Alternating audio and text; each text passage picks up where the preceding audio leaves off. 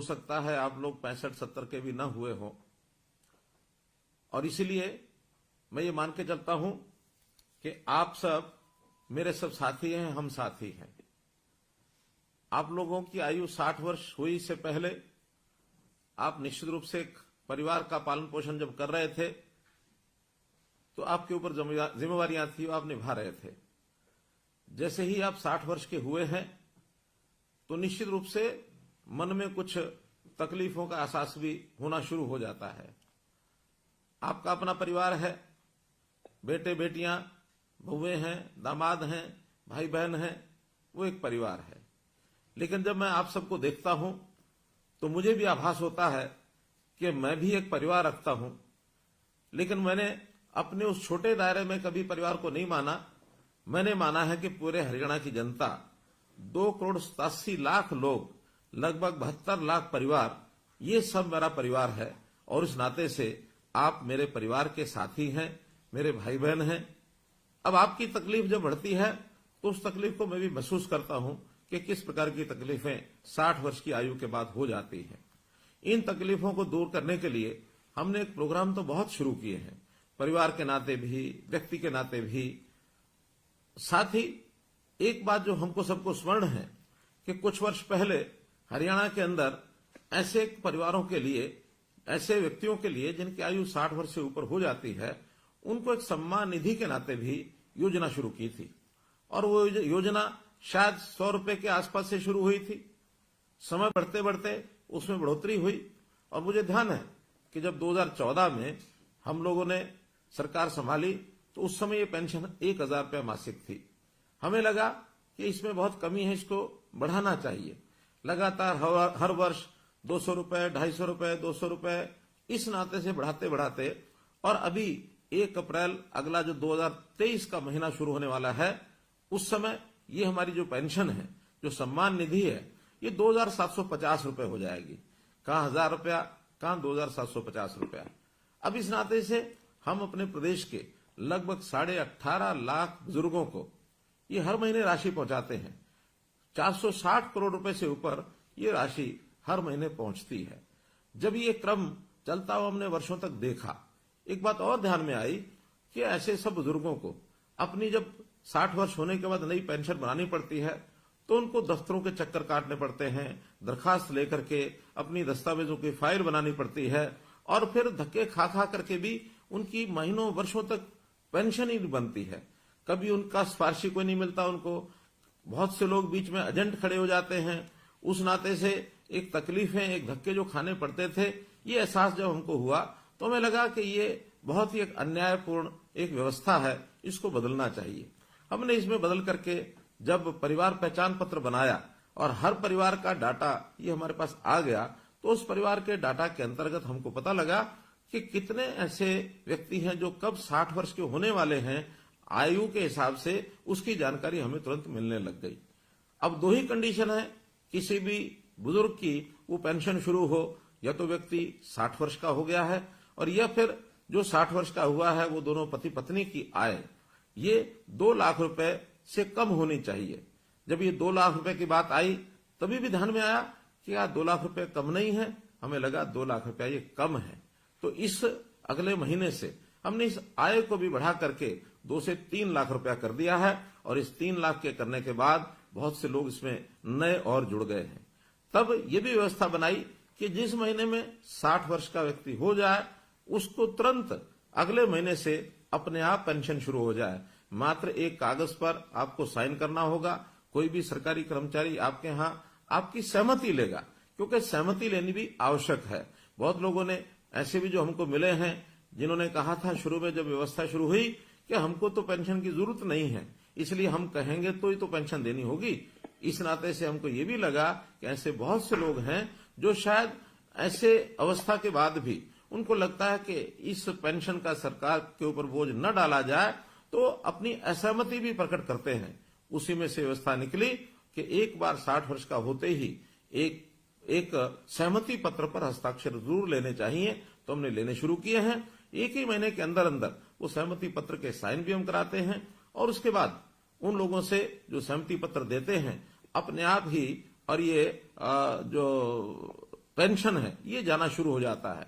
हमने लगभग 6 महीने पहले इस व्यवस्था को शुरू किया था और इन 6 महीनों में 16,500 लोगों को और ऑटोमेटिकली अपने आप पेंशन मिली। तो ऐसे जो 16,500 लोग हैं, आज मैं उन सब 16,500 लोगों से उनके साथ टेलीफोन का संपर्क करके और ये बातचीत कर रहा हूं। निश्चित रूप से आपके मैं अनुभव भी बाद में सुनना चाहूंगा कि इस ऑटोमेटिक पेंशन बनने में कहीं आपको कोई कठिनाई तो नहीं आई है। मेरा पूरा विश्वास है कि ये कठिनाई नहीं आई होगी। अगर कोई आई भी होगी तो इसको हम तुरंत जो है दुरुस्त भी करेंगे, ठीक भी करेंगे। अब ये तो ऑटोमेटिक पेंशन बनने की बात है, लेकिन हम लोगों ने इस पेंशन को जो पहले से बनी हुई है उसमें भी लगभग 18.5 लाख परिवार जो मैंने बताए हैं उनको हम ये पेंशन दे रहे हैं। और इस पेंशन के माध्यम से मुझे ये भी ध्यान है कि आखिर तो हम परिवार वाले लोग हैं, हमारे बेटे बेटियां पोते पोतियां हमारे सब परिवार के लोग, कभी कभी उनको सहयोग करना पड़ता है, उनको मान सम्मान करना पड़ता है, उनको कोई कहीं ना कहीं दान दक्षिणा देने की भी हमारी मन की इच्छा होती है, तब भी हम देते हैं। तो एक सुविधा ये हरियाणा के लोगों को जो मिल रही है, लगभग 2750 रुपए की जो अब योजना अप्रैल से बनी है, ये भी एक दावे के साथ मैं कह सकता हूं कि इतनी राशि केवल हरियाणा प्रदेश ही है जो ये 2750 रुपया और ये दे रहा है, और किसी प्रदेश में इस प्रकार की व्यवस्था ये ऐसी नहीं है। तो मित्रों, भाइयों बहनों, मैं तो आपको आज यही कहूंगा कि हम लोग जो ये एक लाभ सरकार से ले रहे हैं, तो इस लाभ के बदले में हम लोगों को, क्योंकि हमारी आयु भी 60 वर्ष ही हुई है, तो 60 वर्ष होने के बाद आखिर व्यक्ति का शरीर स्वस्थ रहता है, काम करने योग्य रहता है, तो हमें अपने इस आयु के पड़ाव में आकर के अपने काम के साथ साथ सामाजिक कामों में भी जाना चाहिए। ऐसे जितने भी हमारे रिटायर्ड लोग हैं, जितने ऐसे बुजुर्ग हैं या नौजवान भी हैं जो अपने आप एक स्वयंसेवक के नाते, एक वॉलंटियर के नाते काम कर सकते हैं, उनका भी एक पोर्टल बनाया है। उनको हम रजिस्ट्रेशन कराते हैं और रजिस्ट्रेशन कराने के लिए अगर अपना मन माने कि हमको आखिर कोई ना कोई समाज का काम करना चाहिए, क्योंकि जैसे मैंने कहा ये समाज है, ये हमारा परिवार है, एक छोटा परिवार जिसके अंदर हम पैदा हुए, हमारे आगे परिवार के सदस्य बेटे बेटियां बहन भाई, हमारे जो दोते दोतियां पोते पोतियां और हमारी बहुएं हमारे दामाद, एक परिवार। दूसरा परिवार ये सारा समाज, ये भी एक परिवार है। वसुधैव कुटुंबकम, ये बात हमारे ऋषि मुनियों ने भी हमेशा कही है कि अपना जो मन है ये बड़ा करना चाहिए। ऐसा कहते हैं अयम निजा प्रोवेति, यानी ये मेरा है ये तेरा है। गणना लघु चेतसाम, ये छोटे दिल के लोग करते हैं। उदार चरिता नाम तो, बड़े हृदय के लोग वही होते हैं। वसुधैव कुटुंबकम, जो पूरे विश्व को, पूरे संसार को अपना परिवार मानते हैं। आखिर अपनी सोच हमको बड़ी करनी चाहिए। और अभी तक हमने शायद अपने परिवार पालन पोषण में ही सारा समय लगाया होगा, लेकिन एक आयु के पड़ाव के बाद, जैसे हमारी प्राचीन परंपरा होती थी वानप्रस्थ आश्रम की, तो इस वानप्रस्थी आश्रम के अंदर जाकर के हमको समाज की भी चिंता करनी चाहिए। क्योंकि कभी भी कोई एक अकेला व्यक्ति या एक अकेला परिवार ये अपने आप में पूर्ण इकाई नहीं हो सकते, अपने आप में सारा काम अपने आप नहीं कर सकते। हमको प्राय सभी काम करने के लिए समाज की भी आवश्यकता होती है। यदि सारे समाज की हम चिंता करेंगे तो समाज हमारी भी चिंता करेगा। तो इसलिए वॉलंटियर बनने के लिए हमने जो पोर्टल बनाया है, उस पोर्टल के बारे में मैं बताता हूं। उसका नाम है samarpan.gov.in, अंग्रेजी का ये शब्द है। आपको अगर न ध्यान में आए तो आप निश्चित रूप से आपके गांव में जो भी कोई कंप्यूटर के नाते से जो कोई वहां साझा सेवा केंद्र है, अथवा जिसको CSC कहते हैं या अटल सेवा केंद्र कहते हैं, या कोई भी कंप्यूटर जानने वाला व्यक्ति, उसको हम बता सकते हैं कि मैं भी अपना नाम वॉलंटियर इस नाते से उसमें जुड़वाना चाहता हूं। तो इस नाते से हम और वॉलंटियर बन सकते हैं। हमने इस प्रकार की सेवाएं बहुत, जो खास करके बुजुर्गों के लिए तो शुरू की हैं, समाज के हर वर्ग के लिए हम परिवार पहचान पत्र के माध्यम से उनकी योग्यता के, उनकी क्षमता के हिसाब से, उनकी स्थिति के हिसाब से, खास करके आर्थिक स्थिति के हिसाब से बहुत सी योजनाएं हमने शुरू की हैं। हमने इस परिवार पहचान पत्र के अंदर जितने भी नागरिक हैं, अर्थात 2,87,00,000, इनको 6 भागों में बांटा है। 0 से 6 वर्ष तक जब बच्चे होते हैं, बहुत छोटे बच्चे, आखिर उनकी भी संभाल करनी होती है। हमने महिला एवं बाल कल्याण विभाग के नाते से उनको ये जिम्मा सौंपा है। हमारी आंगनवाड़ी वर्कर्स, हमारी आशा वर्कर्स, हमारे जो क्रच हैं, हमारे जो स्कूल हैं, जहां जहां ये बच्चे पढ़ सकते हैं, और जो हमारा इनके स्वास्थ्य को ठीक रखने के लिए या इनको कोई आगे बीमारी न लगे उसके लिए टीकाकरण करने के लिए ये विभाग उनका काम करता है।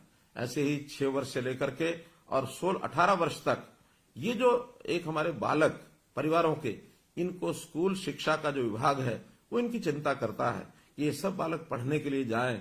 कोई बच्चा ऐसा तो नहीं है जो किसी स्कूल में पढ़ नहीं रहा है, घर में ही रहता है, या उसको कोई स्वभाव के नाते से कोई कहीं गलत आदत तो नहीं लग गई है। तो हर बच्चे की संभाल करना ये इस विभाग के जिम्मे रहेगा।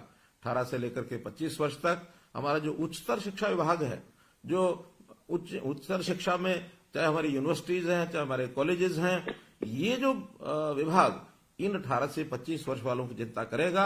या तो पढ़ाई करेंगे या फिर अपने हुनर को विकसित करने के लिए स्किलिंग डेवलपमेंट के नाते से ये उनकी चिंता करेंगे। कुछ लोग जो रोजगार करना चाहते हैं उनको रोजगार दिलाने की व्यवस्था करेंगे। तो ऐसे सब युवा, ये युवा अवस्था ऐसी होती है, इस समय संभालना बहुत जरूरी होता है, दिशा देना बहुत जरूरी होता है। तो हमारे युवक एक ठीक दिशा में काम करें, इनके लिए वो काम हम देते हैं उनको। इसी प्रकार 25 वर्ष से लेकर के 40 वर्ष तक ये ऐसे युवा होते हैं जो स्पोर्ट्स में काम करते हैं, जो कहीं ना कहीं नौकरी की तलाश करते हैं। तो इस नाते से इनके युवकों की गतिविधियों में ये भाग लें और हर किसी को अपने परिवार पालन के अंदर सहयोग करने के नाते रोजगार प्राप्त हो, ये काम हम उसके लिए भी करते हैं। ये भी हमारा जो यूथ अफेयर्स जो डिपार्टमेंट है, ये जो और स्पोर्ट्स डिपार्टमेंट है, वो लोग इनका पूरा ध्यान रखेंगे। इसी प्रकार 40 से 60 वर्ष तक का रेवेन्यू डिपार्टमेंट हमारा है, क्योंकि ये प्राय सब लोग अपने काम में लग जाते हैं। कोई छोटा काम करे, बड़ा काम करे, नौकरी करे, दुकान करे, उद्योग करे, इन सब के जिम्मे अपने परिवार का पालन पोषण होता है। इनको किसी प्रकार की कठिनाई न आए, ये भी काम उनके जिम्मे लगाया जाता है। तो सब लोग इस नाते से और व्यस्त रहें, सबको एक प्रकार से परिवार पालन के अंदर पूरा अवसर मिले। तो इस प्रकार 60 साल तक और 60 साल से ऊपर की आयु के वर्ग के लोग, जिसमें हम शामिल हुए हैं, ऐसे सब लोगों के लिए जो हमारा सेवा विभाग है, सेवा विभाग के जिम्मे ये लगाया है कि 60 वर्ष से लेकर और जितने वर्ष तक की आयु प्रभु ने हमको दी है, उस वर्ष तक सबकी संभाल ये सब करें। विशेष तौर पर इन सब वर्गों के लिए स्वास्थ्य का विषय ऐसा है जो हर किसी के ऊपर लागू होता है कि स्वास्थ्य ठीक रहे, व्यक्ति स्वस्थ रहे, तंदुरुस्त रहे, और अगर कहीं अस्वस्थ होता है, बीमार होता है, तो उसका इलाज ठीक हो जाए। इलाज ठीक करने के नाते हमारे देश के प्रधानमंत्री विशेष तौर पर बहुत चिंतित है। गरीब परिवारों के लिए उनकी चिंता है कि कहीं ऐसा ना हो कोई गरीब परिवार किसी के इलाज कराने में इतना खर्च कर बैठे कि परिवार जो है वो कहीं उसकी कमर न टूट जाए, क्योंकि गरीब परिवारों को लाखों रुपए का इलाज का खर्च देना ये संभव नहीं है। इस नाते से उन्होंने हर गरीब परिवार के लिए 5 लाख रुपए तक का ये जो स्वास्थ्य बीमा है ये लागू कराया है आयुष्मान भारत के नाते। जब हमें ध्यान में आया कि केंद्र की स्कीम में तो हरियाणा के 15.5 लाख परिवार कवर हो रहे हैं, हमने उसमें अपनी एक योजना बनाई, चिरायु योजना, ताकि 1,80,000 रुपए तक की आय के जो परिवार हैं उन सबको इसका लाभ मिले। और इसमें 29 लाख से भी ज्यादा परिवार इसमें कवर हो रहे हैं। अब हमको ध्यान में आया आखिर 1,80 भी बहुत आय ऐसी है जिसमें शायद इससे ऊपर के लोगों को भी कठिनाई आएगी।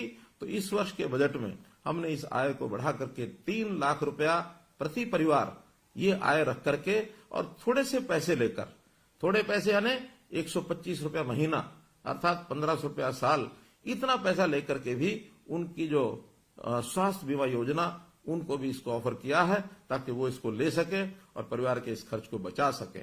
अब ऐसे ही हमारे जो बुजुर्गों की स्थिति है, बुजुर्गों में एक वर्ग ऐसा है मित्रों जिनकी आयु 80 वर्ष से भी ऊपर हो गई है। तो इस 80 वर्ष से ऊपर के आयु के जो लोग हैं उनकी विशेष चिंता हमको करनी होती है। तो हमने अपने जितने भी वॉलंटियर्स हैं इनके जिम्मे ये लगाया है। वॉलंटियर्स वो जनता में से भी आते हैं और हमारे सरकारी कर्मचारी वो भी वॉलंटियर्स बन सकते हैं। हजारों की संख्या में ऐसे सरकारी कर्मचारी वॉलंटियर बने हैं। बल्कि मैं अपील करता हूं कि आप भी उनको ये कहें, जो हमारे सरकारी कर्मचारी आपके परिवारों के लोग हैं उनको कहें कि वॉलंटियर बनकर के ऐसे बुजुर्ग जिनकी आयु 80 साल से ऊपर हो गई है इनकी देखभाल करने के लिए कम से कम और कुछ ना करें, महीने में एक बार जाकर उनका हालचाल पूछें। कोई अस्वस्थ है, कहीं किसी की परिवार के अंदर स्थिति ऐसी तो नहीं है कि परिवार में कोई देखभाल नहीं करता है, कोई अकेला तो नहीं रहता है, उसके कुशल क्षेम, उसकी बीमारी, उसका खान पान, उसको आवश्यकताएं जितनी होती हैं उसकी पूरी हो रही हैं कि नहीं हो रही हैं। क्योंकि ये भी लगभग 2.25 लाख परिवार ऐसे हैं, लोग ऐसे हैं जो 80 वर्ष से ऊपर हैं। तो इन 2.25 लाख लोगों की भी चिंता हमको करनी चाहिए। ये हमारे बुजुर्ग हैं और बुजुर्ग हमारे माता पिता के बराबर होते हैं, तो हम अपने माता पिता के बराबर बुजुर्ग 80 साल, 90 साल, 100 साल से भी ऊपर की आयु के लोग लगभग 3,500 लोग आज ऐसे हैं जिनकी आयु 100 वर्ष से भी ऊपर है। तो एक बहुत बड़ा ऐसा वर्ग है जिन्होंने सारा जीवन, चाहे अपने परिवार को पालते हुए भी जो सेवा की है समाज की, एक बहुत बड़ी सेवा है। तो हम आज उन बुजुर्गों को जरूर देखभाल करें। सरकार ने एक योजना बनाई है ऐसे बुजुर्ग जो अकेले रहते हैं, क्योंकि ये भी एक बड़ी संख्या है जो आज ध्यान में आता है कि 80 साल से ऊपर की उम्र है और अकेले रहते हैं। ये संख्या भी कम नहीं है। ये संख्या लगभग जो मेरी जानकारी है, ये लगभग 28,000 लोग ऐसे हैं जो अकेले रहते हैं और जिनकी आय वो लगभग 1,80,000 रुपए तक है। तो इनकी भी चिंता हमको सबको करनी है। तो ऐसे परिवारों को जो अकेले अकेले हैं, उनका बहुत मुश्किल है उनको अपने जीवन यापन करना, उनको परिवार की सहायता नहीं मिल रही है, या कई बार पारिवारिक छोटे मोटे विवाद होते हैं, उसके कारण से माता पिता को कई बार बच्चे भी दूर कर देते हैं, जो एक बहुत अच्छी बात नहीं है। बहुत इसको हमको संभालने की आवश्यकता है कि जिस परिवार को पाला पोसा बुजुर्ग ने, वो बच्चे उन परिवारों बुजुर्गों की जरूर उसकी देखभाल रखें, उनकी चिंता करें। आखिर उन्होंने आज तक हमको पाला है, आज जरूरत उनकी आवश्यकता है उनको सहायता करने की, तो हम सहायता करेंगे। एक वर्ग ऐसा हमको ध्यान में आया कि आयु भी 80 वर्ष से ऊपर है, अकेले रहते हैं और उनकी अपनी इनकम हमारे डाटा के हिसाब से 25,000 रुपए से कम है। ऐसे भी 3600 लोग हैं। अब ये 3600 लोगों की हालत क्या होती होगी? जब हमने इसका विचार किया तो हमने घोषणा की है कि अभी अप्रैल से इन सब लोगों के लिए जो वृद्ध आश्रय स्थल, सेवाश्रम, वरिष्ठ नागरिक सेवा आश्रम, इन सेवाश्रमों में उनको हम कहेंगे कि आकर जाकर के वो वहां रहें, ताकि उनकी अपनी व्यक्तिगत कोई भी आवश्यकता है, चाहे वो बीमारी की है, चाहे उनके रहन सहन की, खाने पीने की, चाहे रहने के स्थान की, चाहे कपड़ों की, कोई भी आवश्यकता वो उनकी हम पूरी करेंगे। और ये सरकार की व्यवस्था में सब रहें, ताकि अगर वो सहमत होंगे उन सबको हम इन सेवा आश्रमों में रखेंगे। तो इस प्रकार मेरा तो आप लोगों से यही है कि हम लोग इन सब चीजों को समझते हुए, हम सामाजिक प्राणी हैं, तो समाज के नाते से हम लोग इन विषयों के ऊपर आगे बढ़ें। एक विषय जरूर मैं ध्यान कराना चाहूंगा कि बहुत लोग ऐसे भी हैं छोटे मोटे लालच के कारण से, कई बार तो वो परिवार के अंदर रहते हैं, फिर भी उनको लगता है शायद अलग फैमिली, अलग परिवार, इसका रजिस्ट्रेशन कराएंगे तो कोई लाभ हो सकता है, और उस छोटे लाभ के कारण से वो अपना रजिस्ट्रेशन अलग से करा लेते हैं। अब बड़ी हैरानी की बात है कि हमारे यहाँ अलग सिंगल फैमिली मेंबर जो परिवार जो ऐसे गिने हैं, वो लगभग 28,000, जैसे मैंने बताया है, ये 28,000 लोग 80 वर्ष से ऊपर के हैं जिन्होंने सिंगल फैमिली मेंबर को कराया है। और जो सब मेंबर्स को लगा लिया जाए, यानी सिंगल मेंबर फैमिली आयु का ध्यान न रखे, तो ये लगभग 2.5 लाख से भी ऊपर हैं। तो इन सब लोगों को भी जरूर ध्यान करना चाहिए कि अगर हम सिंगल मेंबर फैमिली हैं, हमारी कोई और सहायता नहीं करता, हम अकेले रहते हैं किन्हीं भी कारणों से, तब तो ठीक है। अन्यथा परिवार में रहते हुए सिंगल मेंबर फैमिली इसका रजिस्ट्रेशन न कराएं, क्योंकि इनकी सबकी जांच तो होती ही है। आखिर कोई भी काम बिना जांच के वो आगे बढ़ने वाला नहीं है, इसलिए उस जांच करके ही हम चीजों को आगे बढ़ाएंगे। और कहीं ऐसा न हो कि आज अपने आप को आपने सिंगल मेंबर फैमिली रजिस्टर कराया है और कल को जांच में बात सत्य न पाई जाए, हमारा मेंबरशिप परिवार की वो समाप्त होकर के हमको वापस उसी मेंबर में जाना पड़े। ये कोई अच्छी बात नहीं है। आज ही हम लोग अपने आप को संभाल करके जो तथ्य हैं, जो उचित बातें हैं, उनको अगर हम दर्ज करेंगे, तो मैं आपको विश्वास दिलाता हूं कि कोई गरीब परिवार है, उसकी हर प्रकार की चिंता, राशन कार्ड के नाते से ऑटोमेटिक राशन बनते हैं, राशन कार्ड बनते हैं, अब उसके लिए कहीं जाना नहीं पड़ता है। इसी प्रकार अगर किसी परिवार के सिर पर छत नहीं है, प्रधानमंत्री आवास योजना के अंतर्गत उनको मकान मिलता है। कोई व्यक्ति बीमार होता है तो उसको आयुष्मान के नाते या चिरायु योजना के नाते 5 लाख रुपए तक उसकी बीमा की भी चिंता हम करते हैं, उनके बच्चों की पढ़ाई की भी हम चिंता करते हैं, और तो और कोई व्यक्ति आगे चल करके भी बीमार न हो, उनकी स्वास्थ्य की जांच करने के लिए भी हमने एक योजना बनाई है, निरोगी योजना। अर्थात इसमें भी हर वर्ष या 2 वर्ष में कम से कम हर बार एक व्यक्ति का एक बार उसका स्वास्थ्य जांच जरूर हो, इसके लिए भी निरोगी योजना बनाई गई है। हमारे जितने भी CHCs हैं, PHCs हैं, हॉस्पिटल्स हैं, और अब तो हम इस काम में प्राइवेट जो अस्पताल हैं उनकी व्यवस्था भी कर रहे हैं। ESI अस्पताल, उनकी व्यवस्था को भी इसमें जोड़ा गया है, ताकि हर व्यक्ति का 25 तरह के जो टेस्ट हैं 2 साल में एक बार उसका जरूर हो जाए। अगर कोई छोटी बड़ी बीमारी मानो शरीर में पड़ी है, हमको पता ही नहीं लगता है, कहीं आगे चल करके वो भयंकर रूप ले, इससे पहले ही संभल जाए, और संभल करके उसकी छोटे मोटे की इलाज की जो बातें हैं उसको हम और अभी से कर पाए, व्यक्ति बीमार न हो, इसके लिए भी हमने जो है आयुष विभाग को सक्रिय किया है, ताकि हमारा रहन सहन, खान पान, हमारा शारीरिक व्यायाम, खेलकूद, इसकी ओर भी हमारे लोग जो हैं वो आगे बढ़ें, ताकि आखिर तो बीमार ही क्यों हो, बीमार न हो, इसके बहुत लाभ हैं। बीमार होने के बाद इलाज तो कराने के लिए खर्च होगा ही होगा, हमारा समय बर्बाद होगा, हम काम करने से भी गए।